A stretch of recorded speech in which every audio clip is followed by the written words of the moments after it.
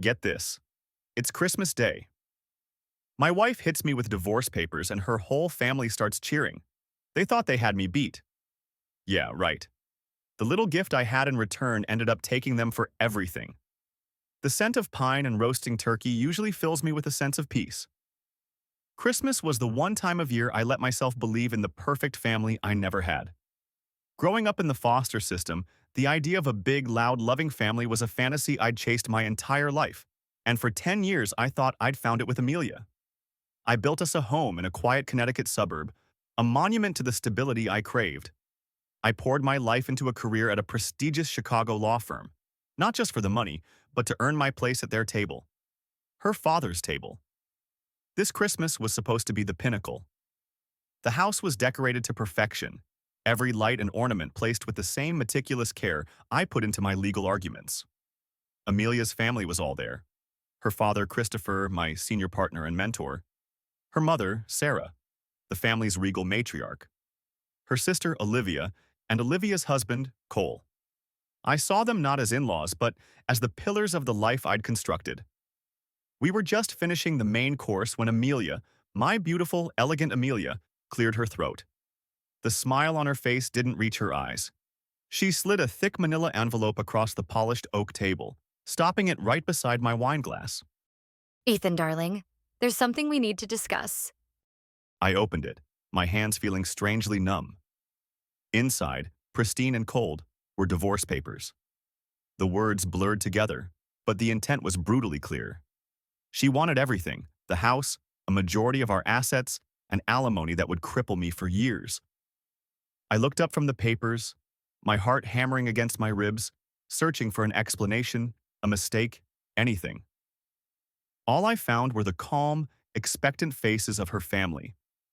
Her father, Christopher, gave me a slight, almost imperceptible nod, as if to say, "This is how it is." He had been more than a boss to me. He was the father figure I never had. He'd taken a chance on a kid with no connections and a hunger to prove himself. He'd taught me, guided me. And now he sat there, watching my world crumble with the same detached interest he might give a quarterly earnings report. The shock was a physical blow, knocking the air from my lungs. But then, a different feeling began to surface, something cold and sharp pushing through the pain. It was the icy clarity of betrayal. They all knew. This wasn't a spur-of-the-moment decision. It was a coordinated tactical strike. They had planned this ambush at the heart of my sanctuary, on the one day I allowed myself to be vulnerable. They saw me as a project, a self-made man, who had served his purpose. I had built the career, the home, the perfect backdrop for their precious daughter. And now that the construction was complete, the builder was being dismissed. They underestimated me. They always had. They saw the quiet orphan who was grateful for a seat at their table, but they never bothered to look at the man who had clawed his way out of nothing. They thought my gratitude was weakness. As I sat there, the scent of pine suddenly cloying, I didn't see the woman I loved or the family I had adopted. I saw opponents. The game had changed, and they had just made the opening move. But they had no idea what cards I was holding. They thought they were taking my future. They were wrong. They were handing me a war. And I would make sure they regretted it for the rest of their lives. I folded the papers neatly, placed them back in the envelope, and looked directly at Christopher. Well, this is certainly a surprise. You'll be hearing from my lawyer. The silence that followed was more satisfying than any shouting match could ever be. I stood up, walked out of the dining room, and didn't look back. The long, lonely drive back to the city was filled not with tears, but with a chilling, single-minded focus. My revenge wouldn't be loud or emotional. It would be meticulous, strategic, and absolute. That's my story so far. They think I'm just going to roll over. What they don't know is that a man with nothing to lose is the most dangerous opponent of all. Thank you for listening. If you want to see how this unfolds, make sure to subscribe to the channel, give this video a thumbs up, and let me know in the comments what you think my first move should be. Your advice might be more helpful than you think. The first few days were a blur of logistics and quiet fury. I moved into a soulless corporate apartment in Chicago and hired the most ruthless divorce attorney I could find. My initial goal was simple: asset protection. But as the fog of shock began to clear, The need for answers became an obsession. Amelia hadn't just left me. She had tried to erase me. Why? The woman I married, or thought I married, wouldn't be capable of such calculated cruelty. My lawyer warned me that her family was formidable. They were old money, deeply entrenched in the city's legal and social fabric. And they had something on me. A mistake from early in my career. A procedural error on a case that Christopher had helped me bury. It was nothing illegal, but in the court of professional opinion, it would be enough to tarnish my reputation beyond repair. They were holding it over my head, a silent threat that I should walk away quietly and not make a fuss. This wasn't just a divorce, it was a professional execution. I started digging. I knew it had to be someone else. Amelia, for all her flaws, wasn't a mastermind. My first instinct led me to her social circle, but that was a dead end. Then, I turned my attention closer to home. To Cole, her sister Olivia's husband. He and Amelia had always been a little too familiar, sharing inside jokes and lingering glances that I dismissed as harmless flirtation. Now I saw them through a different lens. The problem was proving it. They were careful.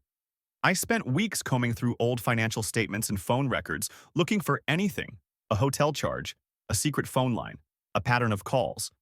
Nothing. It was like trying to catch smoke. I felt like I was hitting a wall, that maybe my grief was making me paranoid. Then, a week ago, a package arrived at my apartment. It was a small, plain cardboard box with no return address. Inside, nestled in tissue paper, was a single unmarked key and a slip of paper with a handwritten address. A storage facility out in the suburbs, not far from the house I once called home. There was no note, no explanation.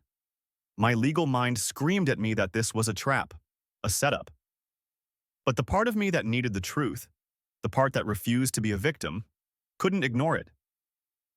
I went to the storage facility late one night. The key slid into the lock of Unit 237 with a quiet click. The metal door rolled up to reveal a single, small, locked metal box sitting in the center of the concrete floor. My heart was pounding. This felt different. This felt like the edge of the rabbit hole. I took the box back to my apartment, the weight of it feeling heavier than it should. It took me another hour to pick the simple lock. Inside, my blood ran cold. It wasn't just one secret. It was a Pandora's box of them. There were printed-out emails, financial ledgers, and a USB drive. The emails were between Amelia and Cole, graphic and undeniable. They had been seeing each other for over 2 years. The casual cruelty with which they discussed me, my ambition, my background, it was devastating. They called me the project. But that wasn't the worst of it. The financial documents were the real bombshell. Cole had been embezzling money from his and Olivia's joint accounts for years, funneling it into a failing side business. And the ledgers showed that my father-in-law, Christopher, knew about it. He had been covering for Cole, moving money around from the firm's discretionary accounts to patch the holes. He, my mentor, was complicit in a scheme that was defrauding his own daughter, Olivia. I felt a surge of triumph, quickly followed by a wave of nausea. This was the weapon I needed. It was more than enough to guarantee a favorable settlement. It was enough to destroy them. All of them. The loving family I had so desperately wanted to be a part of was a nest of vipers, and I had been sleeping in the middle of it. The question was no longer how to survive this divorce. The question was how much of their world I was willing to burn to the ground. The evidence is sitting on my desk right now, a ticking time bomb. I have the power to ruin not just my cheating wife and her lover, but also the man who gave me my start. It's a heavy burden. What would you do if you were in my shoes? Is total annihilation the right move? Or is there a line that shouldn't be crossed? Let me know your thoughts in the comments. For days, I did nothing. I sat with the evidence, the weight of it pressing down on me. The initial rage had subsided, replaced by a cold, methodical need for a strategy. My first plan was simple. Use the financial documents as leverage against Christopher. I would expose Cole's embezzlement and Christopher's complicity to force a quiet, swift, and very generous divorce settlement. It would be a clean, surgical strike. Amelia and Cole would be disgraced, Christopher's reputation would be shattered within the family, and I would walk away with my future intact. But something kept bothering me. The key. The anonymous package. Who sent it, and why? It couldn't have been Amelia or Cole. It certainly wasn't Christopher. It had to be someone who knew everything, someone who wanted them exposed but didn't want to get their own hands dirty. There was only one person who fit that description. Olivia. Amelia's sister, Cole's wife. The quiet one who always seemed to be observing from the sidelines.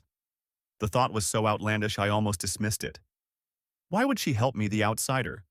Why would she detonate a bomb in her own family? Her motive, I realized, had to be bigger than simple revenge for her husband's affair. I started digging into the family's finances, specifically the structure of the family trust. It was a complex web of bylaws and succession clauses, designed to keep the wealth consolidated for generations. And buried deep in the legal jargon, I found it. A morality clause. Any beneficiary found guilty of a felony, including financial fraud or whose actions brought significant public disgrace to the family name, would be immediately disinherited. Their share would be absorbed and redistributed among the remaining beneficiaries. Cole's embezzlement was a felony. Amelia's very public, very messy affair could easily be spun as a public disgrace. If both of them were disinherited, who stood to gain the most? Olivia. She wouldn't just get her share, she would absorb theirs, effectively gaining control of the entire family fortune. Suddenly, it all clicked into place. The anonymous package wasn't an act of solidarity. It was a calculated move in a much larger, more ruthless game. Olivia hadn't just given me a weapon. She had armed me and pointed me at her own family, knowing I would pull the trigger to save myself. My genius plan for revenge wasn't mine at all. I was just a pawn, the perfect instrument for her coup. She was using my pain and my anger as a smokescreen for her own ambition. This revelation changed everything. The moral dilemma I was facing became infinitely more complex. If I exposed everything, I wouldn't just be getting justice. I would be handing Olivia the keys to the kingdom. I would be the disgruntled husband who tore a family apart, while she would emerge as the stoic victim, consolidating power from the ashes. She was counting on me to be emotional, to act rashly. She was underestimating me, just like the rest of them. My plan needed to evolve. A surgical strike was no longer enough. This required a different kind of precision. I wasn't just fighting for my assets anymore. I was fighting for control of the narrative. I had to find a way to get what I was owed without becoming the villain in Olivia's script. I decided the final act wouldn't take place in a lawyer's office. It would take place back where it all began, at the family dinner table. I called Christopher and told him I wanted to discuss the divorce terms in person, with the entire family present. He agreed, his voice laced with the condescending confidence of a man who thinks he holds all the cards. He had no idea I was about to set the whole table on fire. I'm about to walk into the lion's den, but now I know there's more than one lion. I have a plan, but it's incredibly risky. How do you play a game when you know one of the players has been secretly feeding you moves? Do I expose Olivia's manipulation, or do I let her think she's won? Tell me what you think will happen next. The atmosphere at the house was even colder than it had been on Christmas. It was the same dining room, the same polished oak table, but this time there was no pretense of warmth. They were all there, a united front of wealth and arrogance. Amelia sat next to her father, looking bored and entitled. Cole stood by the fireplace, unable to meet my eyes. Olivia was the picture of quiet sorrow, the wronged wife. And Christopher, at the head of the table, looked at me with an expression of weary disappointment, as if I were a deal that had gone south. Ethan, thank you for coming. Let's make this quick. We have a generous offer for you. Sign the papers and you can walk away with your professional reputation intact. He slid an envelope across the table. It was the same veiled threat as before. The price of my silence about the divorce was my career. I didn't even look at it. Instead, I placed my own briefcase on the table and opened it. I took out several bound folders and distributed them, one in front of each person. I appreciate the offer, Christopher, but I think you'll find my counteroffer more interesting.